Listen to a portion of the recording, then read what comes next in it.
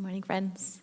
Begin with a short personal anecdote about prayer, but before I do so, I just want to say thank you to everyone who helped create this morning so far.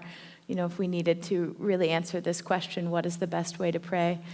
We've just had the perfect example of it. These chants were so deep and so beautiful in bringing us into that space and affirmation and meditation and listening to the inspiration of Yogananda's prayer demands and poems and Swami's wisdom. I mean, that's it, right there in a nutshell. We're done. But, you know, to speak about this concept of prayer, I wanted to start with a story. I think I've told this story on this exact Sunday topic once before, but it's just the perfect anecdote. And the last time Mahavir wasn't here with us, but this time he is, so I can share. It's not about him, it's about me, but still. As many of you know, a few years ago, I think in 2018, a few of us had the pleasure of working with Mahavir to put on a production of Whispers from Eternity. And so Mahavir and Asha worked together to write this script that was created solely from Yogananda's prayer demands. And it told the story of the soul who's in darkness and then slowly begins to awaken to their true self, and telling that story by weaving poetry and narration and movement and music into this hour-and-a-half-long production. We got to be a part of sharing the soul's long journey away from its home in God and then returning back to that redemption. And so Mahavir, who's a true director and artist and was helping all of us to become our best selves who were acting in the play, we had an exercise one day where he asked each of us to stand up on the dais here and to pray out loud to God, to help us to get into that place in our heart where we could then express the prayer demands that we had memorized, so that we were sharing them with all of the vibrancy and potency of what it meant to love God. And so I'm going to exaggerate a tiny bit just for the sake of the storytelling effect here. I, of course, quickly put myself in the back of the line. For those of you that know me and knew me 5 years ago, you know that wouldn't be a surprise. So I quickly just meandered my way to the back of the line, and I watched as every person came up and through beautiful words from their own heart, some of them through movement, some of them through melody, one after another, were giving these beautiful, deep expressions, and we were all going deeper and deeper and deeper together. And then those of you that know me, or knew me, I should say, because I don't think I'm that same person today, know that if something is a little bit nerve-wracking, shy, or I'm bashful about it, I become pretty obstinate. So it was my turn, and I came up onto the dais, and Mahavir was giving me all these wonderful words of encouragement and saying to me, "Lakshmi ji, how would you pray to God?" And I said silently and in my head. And and everyone else was so beautiful and expressing, and I just wouldn't do it. And I sat up there, and Mahavir was very sweet, and he said, "Okay." He just went with me as a good director would do, and he said, "Okay, pray in your head." And I closed my eyes, and I prayed in my head, and communed with God in that way. And then when I was ready, I opened my eyes, and I recited my particular whisper that we were working on. And we can look at that as just a story of a director who's being very kind and loving to his actor. But really, in essence, it's also the essence of what it means to pray. Because to pray authentically is really the true expression of prayer. That's what Yogananda and Swami Kriyananda and Jesus and Krishna are all saying to us in this reading. To pray authentically is to pray from the wisdom, the joy, and the authenticity of your own heart, in whatever form that will come. Well, I don't condone that behavior because it was out of obstinance and fear more than anything else. That expression of prayer, as I was sitting here this morning, tuning into this topic and thinking about it last night, I felt so grateful for this path and for Yogananda and Swami Kriyananda, who brought us so many variations of prayer. Everything we've done this morning has been a prayer. Everything we've done has been a token of self-offering to help let go of the ego, to uplift the consciousness, and to move more and more closely to that place of oneness with the divine. Because what else is prayer if it is not an expression of inner communion, in whatever form that may come? Whatever we can do to bring ourselves closer and closer to that place of remembering that we are not this dualistic whirlpool of energy and feelings and thoughts and chaos that are whirling around us, but that within each moment, each second, there's actually that breath, that pause, that stillness that is divine union, that is inner communion with the Lord, which is what we say every week in our Festival of Light, and we'll hear in just a few short minutes here. And I was so grateful that Marie, I don't know, I lost her. I saw her. I know she's out here somewhere. There she is. I was so grateful for you choosing that Whispers this morning, because of course I had the luxury of knowing that, Swami references the Lord's Prayer. And so to hear this rendition of the Lord's Prayer, and I grew up Catholic, so I've probably said the Lord's Prayer upward of 3,000 times in my life, over and over and over again. And I remember the first time that I read that whisper, and just how beautiful it was to feel it in its full expression. And I actually wanted to read another rendition of it. Some of you, who ever feel so indulged to do so, if you look up interpretations of the Lord's Prayer, which for those of you that don't know, Our Father, which art in heaven, hallowed be thy name. Thy kingdom come, thy will be done, on earth as it is in heaven. And it goes on from there. And there are a number of interpretations of the Lord's Prayer online that are pulled from the original Aramaic expression. And we take interpretations and translations with a grain of salt because each translator is tuning into it in their own way. And so their expressions are there and a part of it. But there is a lot of historical research to show that the original Aramaic was much more devotional, that the poetry of the Lord's Prayer was much more devotional than what it's become today and what we have repeated. And I pulled up one, like I said, there's many, many renditions, so that's my disclaimer here. But I pulled up one that was really beautiful that I wanted to read, and it goes hand in hand with what Marie was sharing. O cosmic birther of all radiance and vibration, oft in the ground of our being, oh no, it got cut off. Hold on, I have it written down too. Just in case. Look at this. This one's a little bit different, but still does the same. Most holy oneness of the cosmos, source of light and sound and breath, you birthed me and all that is. Clear the space of my heart so that you may live within me. Your I can, O Holy One, is my I can. So birth this new image in me and through me.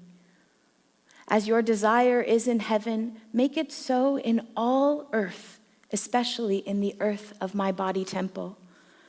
Produce with life and soul food for our own eating and an illuminated measure of insight and understanding for this day, moment by moment. Return us to our original state of slender ties, releasing and letting go with every breath the tangled threads that bind us, just as we release the tangled threads of others' guilt. Help us to flow and let go. Do not let us enter into anything that causes us inner vacillation or agitation from our true purpose in life. Give us freedom to act at the right time and produce good fruit. For your I can is the life force energy of the cosmos, giving light and sound to all that is, in harmony and balance from age to age. It's so beautiful, isn't it? And it gives us a very different feeling of how it is that Jesus and Master, or Yogananda, and so many of these great saints teach us to pray. In the extended reading on this chapter, we get the full Bible verse that comes, and this Bible verse comes just before Jesus offers the Lord's Prayer to his disciples. And he says that don't pray like the heathen with rote repetition. And what does that truly mean for us? To pray authentically from our own hearts.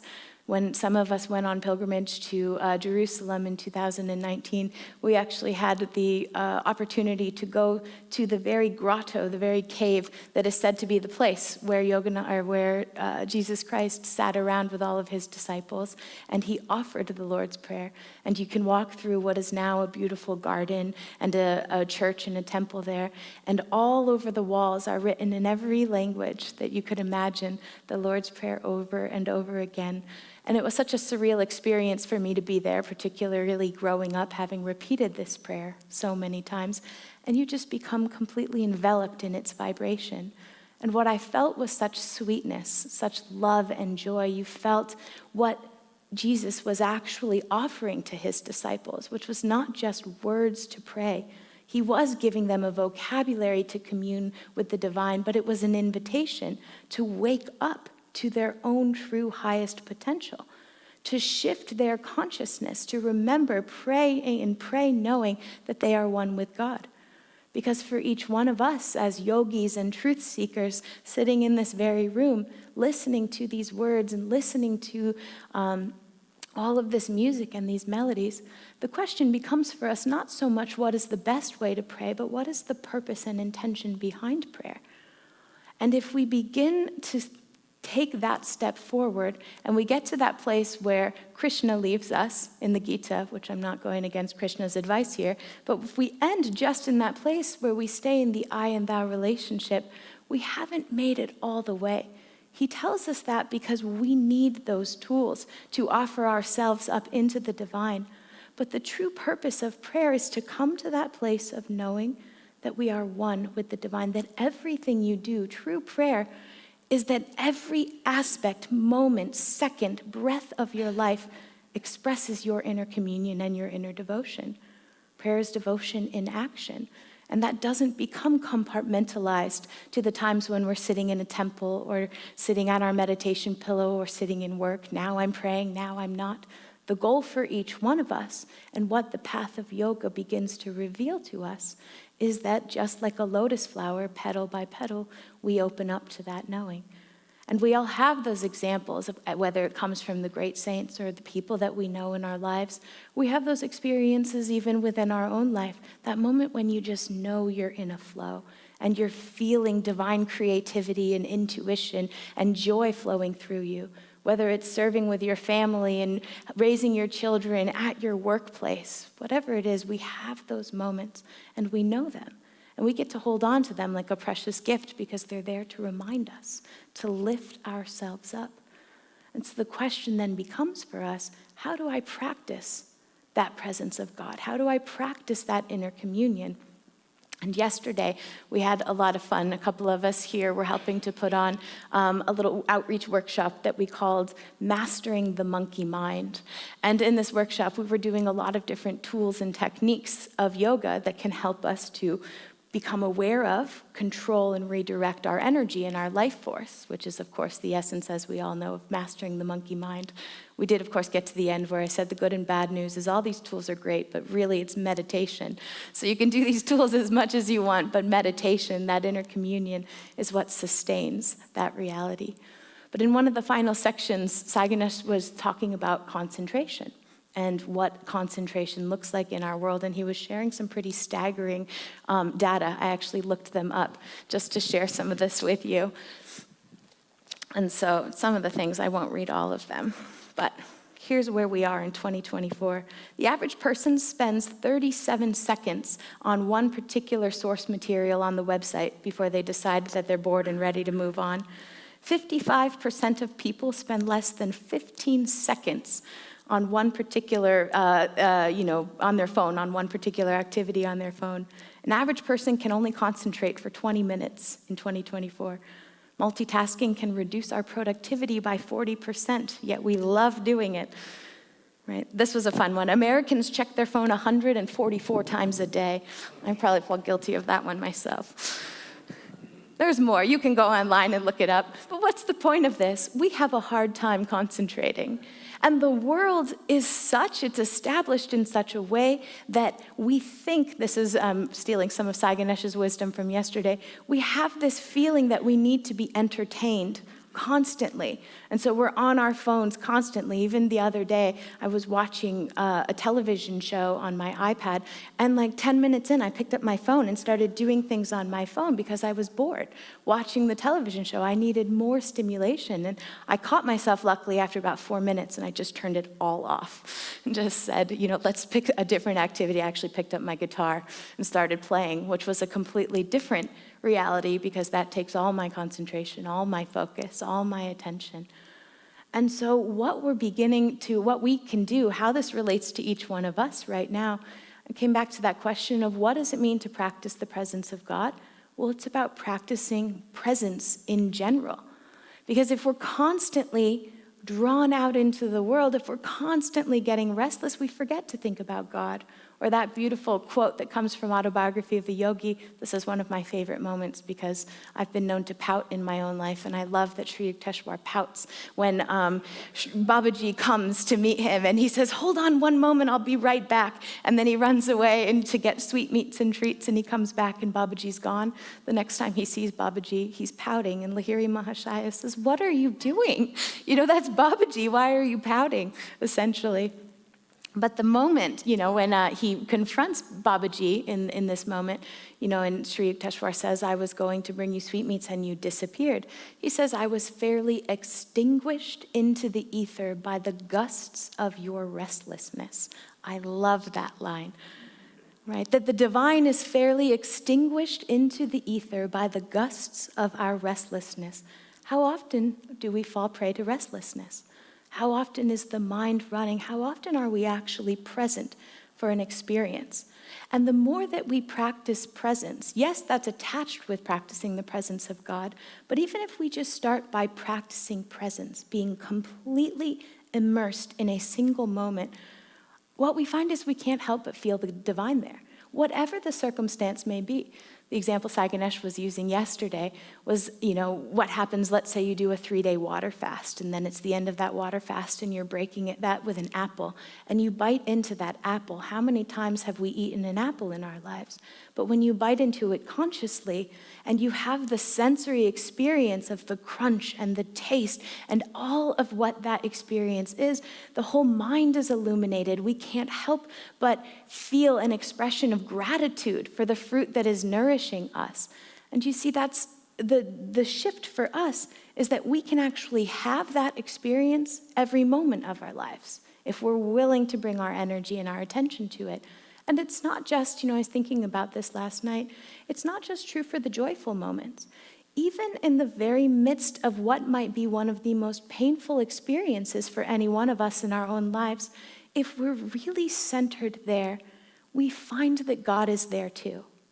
Because these manifestations of the divine power, wisdom, joy, love, peace, calmness, and we'll keep going on, right? That these manifestations of the divine, when we are there, when we are truly present in the moment, the divine can't help but greet us there. And that is the essence of prayer, because prayer is devotion in action. Prayer is remembering that we are one with the divine. Prayer is remembering that Divine Mother is carrying us in every single moment of our lives. And it's just that we get tricked, we forget, we get pulled back out into duality. This morning I was meditating on the life of Karna, to see how much time I have, on the life of Karna from the Mahabharata. And I've become particularly intrigued by the life of Karna lately and just trying to tune into him a little bit more. I'll give a very, very brief synopsis for those of you that may not know. But Karna has a tragic karma, and I love a good tragedy. I'm an English teacher, I love a good tragedy. And so Karna, no matter how much he tries to get it right, he's born of the Pandava clan, so he's born of the righteous clan, but he's given away at birth, and much like Moses, actually, he's put in a basket and sent down the Ganges River. I love when these different religions and scriptures just weave in and out of one another. And he's raised by a charioteer, and he's raised with great boons, and he is kind and loyal, and he wants so badly to do well in his life, and he's actually given a boon by a great God to be invincible. But through the fate and the karma of his existence, he becomes loyal to King Duryodhana, who represents material desire. So his loyalty, his compassion, his joy, all that is in him that wants to do good, his loyalty is turned in the wrong direction. And over again, as a result of that loyalty, he loses everything that he has. He loses everything that was and is his birthright.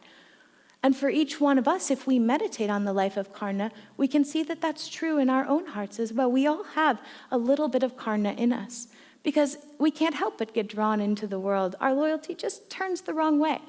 Hopefully not in every circumstance and situation in our lives, but the ego can't help but pull us further and further away. The ego's job is to tell you that you are separate from God. And so it reminds you of that over and over and over again. Don't let that person talk to you that way. Why did she get that position over you? I don't want to cook dinner with her. I don't want to sit next to them. Over and over and over again, the ego just tells you that you're separate. And we begin to tie into those loyalties until we remember and we redirect them one after another after another. And suddenly we begin to find that that taper of inner communion, that light of the divine, it's shining more brightly the more that we reorient ourselves. I always tell people in beginning meditation classes that the best tool you can have on the path of yoga and in a practice of meditation is resilience. Because it's inevitable that we're going to fall astray. But our resilience, our elasticity, our flexibility and willingness to come back and try again, all of this is prayer in action. Because prayer is anything that is taking us closer to the divine. Prayer is anything that we can do to help us to remember our birthright. Just like Karna, who had a birthright, and then he just kept getting it wrong over and over again because he needed to redirect or reorient his loyalties in that case. Again, it's hard because I'm dying to get into the whole story, but we don't have time. We'll have to do that on a Saturday morning someday. Maybe we'll talk about how we all have a little karna in us and how to overcome it. You know, the last story that I just wanted to share, and then I'm actually going to invite Ram to come up and end. There's no greater way to end a conversation about prayer than to listen to Yogananda read Yogananda's poem, Samadhi, because this is the essence of it.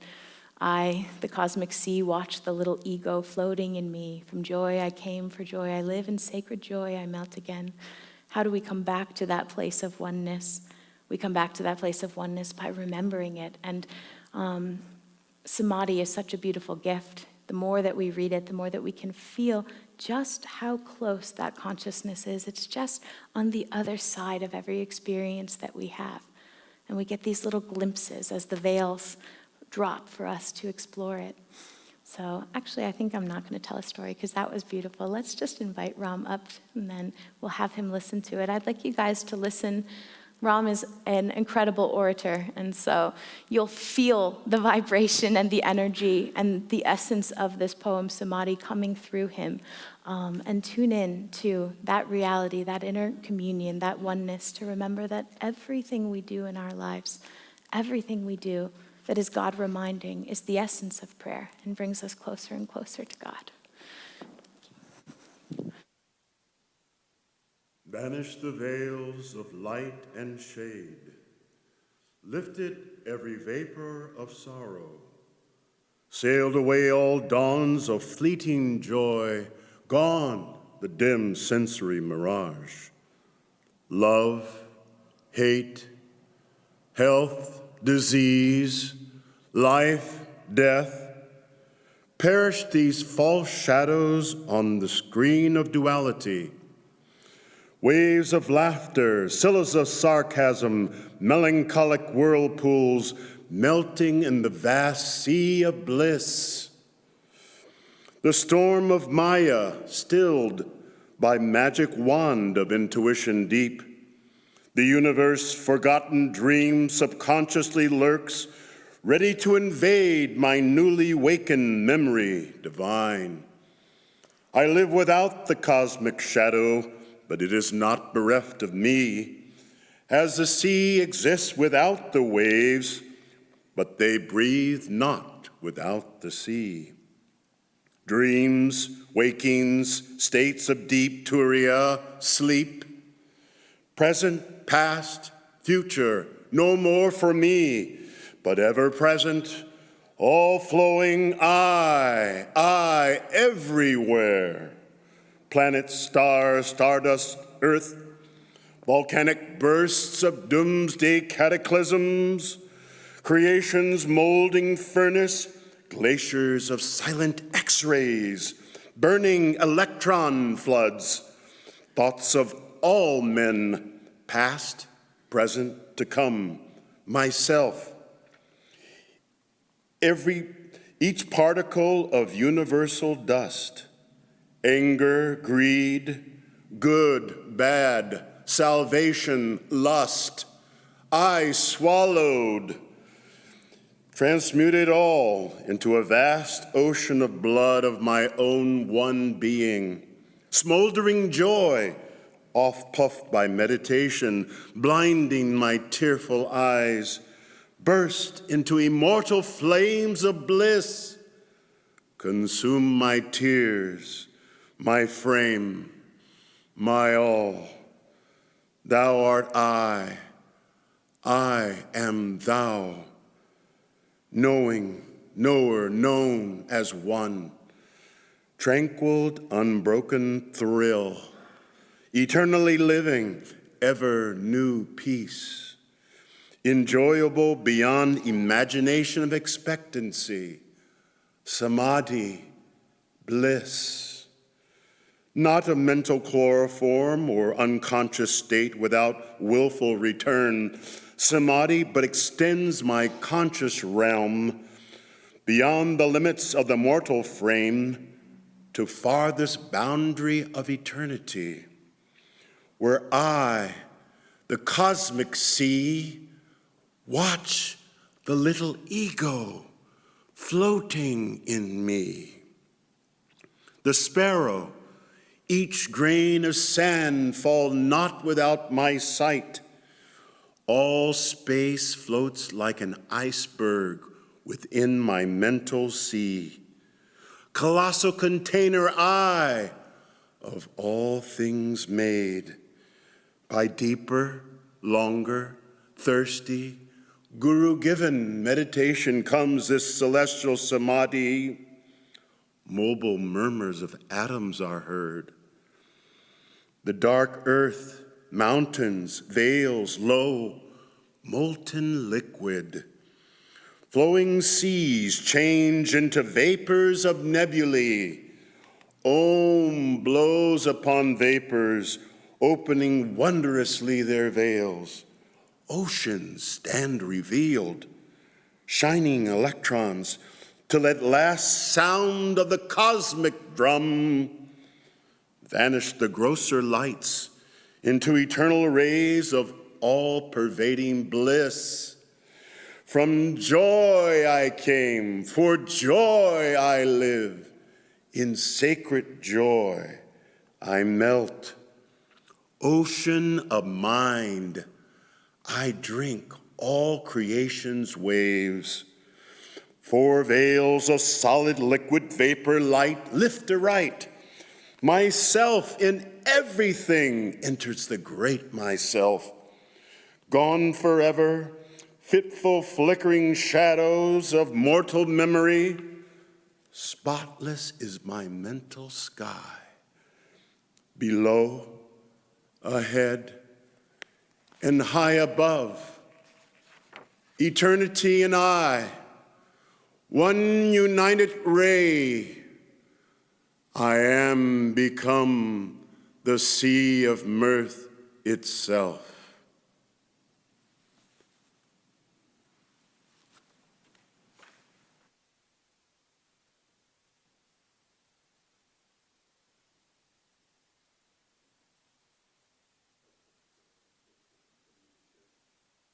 Vibration of Master's words.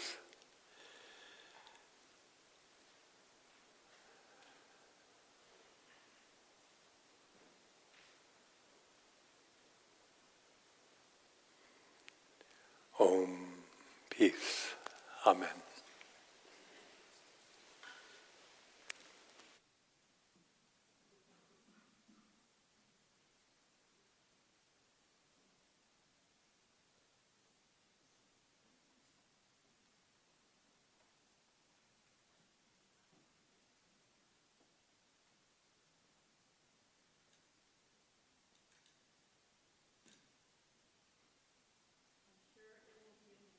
Soon, but Ram will be doing a concert with Chandra this afternoon at 2, and you have a sneak peek at his beautiful voice here in just a moment, singing I Live Without Fear.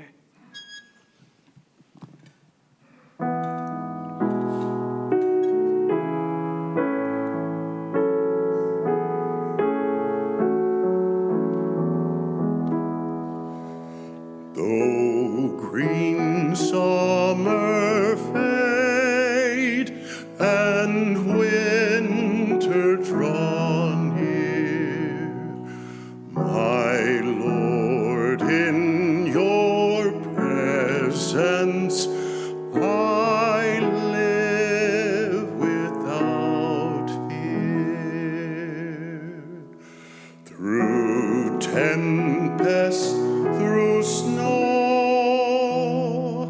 through turbulent tide. The touch of your hand is my strength and my guide.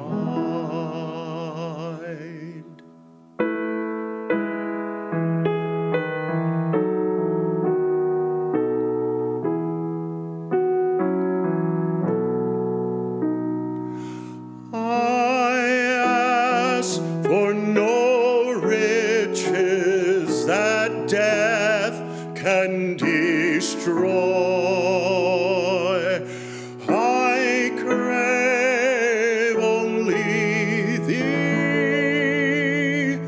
your love and your joy. I ask for no riches that death can destroy. I crave only thee, your love and your joy. The dancers will pass, the singing must end. I welcome the darkness with you for my